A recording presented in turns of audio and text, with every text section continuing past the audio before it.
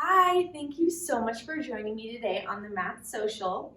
I am going to explain the distance formula, but I'm going to show you a way easier way to do it or understand it using the Pythagorean Theorem. So your first thought might be, well, what is the distance formula? Let me show you.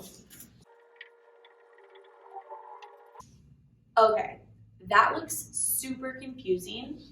So let me show you what it actually means. Okay, let's pretend we have two random points and we want to figure out how far they are from each other. Let's start with the point 3, 4.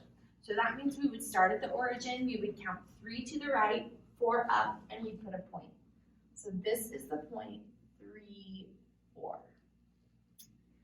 Let's have our other point be -2, -1. So we would start at the origin and go left 2, down 1, put a point. So this is -2, -1. So our goal is to figure out how far apart are these 2 points. Let me connect them. Okay, so I think the easiest way to understand how far apart these points are is by using the Pythagorean Theorem. And when you use the Pythagorean Theorem, you have to have a right triangle. Let me draw one.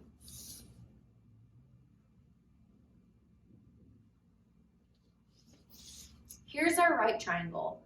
The next part of using the Pythagorean Theorem is to count how many units this is. 1, 2, 3, 4, 5. 1, 2, 3, 4, 5.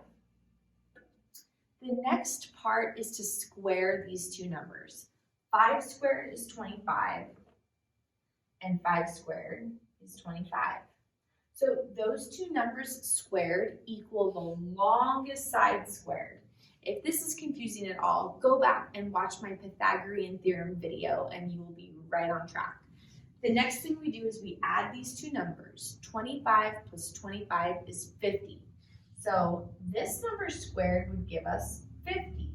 So we really want to figure out what is the square root of 50, and that will round to 7.1. So I'm going to write that number there. So the length of that line from 3, 4 to -2, -1 is 7.1 units long. So this part of this video is just kind of a review about the Pythagorean Theorem, and then I'm going to show you how this relates to the distance formula. Okay, let's go back to that crazy formula. Here is that formula that we started with. So the first thing we want to do is we want to assign one set of these points to be x1, y1, and another set of points to be x2, y2. It doesn't matter which set of points you use. So I'm just going to pretend this is my x1 and my y1, and this is my x2 and my y2. So the first thing you do is you take your second x point, which is here, and we are going to subtract our first x point, which is here, so -3. Then what we are going to do is we are going to take our second y point, which was -1, and we are going to subtract our first y point, which was 4. Okay, -2 minus 3 is -5.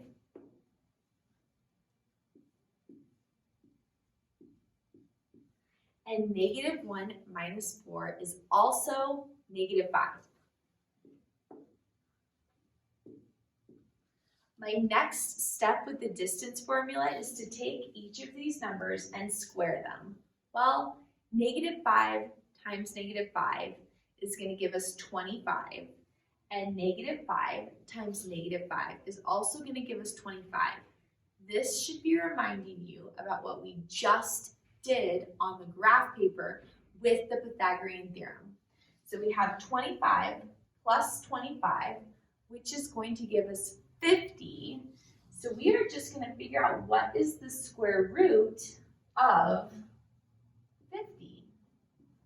And just like I showed you, the square root of 50 is 7.1.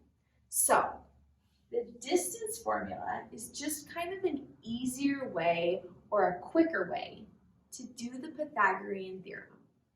I am just going to pick 2 more random points to show you one more time how to plug the numbers in, and then I think we will be good to go. Here are my new 2 random points, and if I wanted to visualize this, I know there are so many visual learners out there, I would get some graph paper and plot these points. 5, 8, I would go right 5, up 8, put a point, and then 2, -7, I would go right 2, down 7, put a point, and I would connect those points and then create a right triangle. That's basically all this is. But if we're going to use this formula, we are just going to assign x1, y1, x2, and y2 to our numbers. So I'm just going to do it in order. This is going to be my x1 and my y1. This is going to be my x2 and my y2.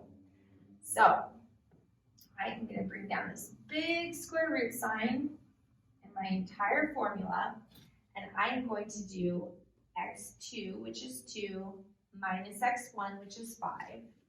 So I have 2 minus 5, and I have to square that. And then I'm going to add it to my y2, which is -7, minus my y1, which is 8.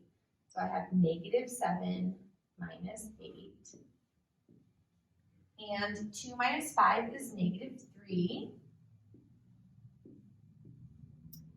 And -7 minus 8 is -15. Okay, a negative times a negative is always a positive, so -3 times -3 is 9. And -15 times -15 is 225. Now I have 225 plus 9, which is going to give me 234. So I just need to figure out what is the square root of 234. One sec. So the square root of 234 rounds to 15.3. If I were to plot these 2 points on a coordinate graph, that is how many units they'd be away from each other, 15.3 units. I hope this video made you understand why this formula exists and how it relates to the Pythagorean Theorem, and I hope I made it easier for you. If I did, don't forget to give me a like and subscribe below. Thanks for watching. Have a good day.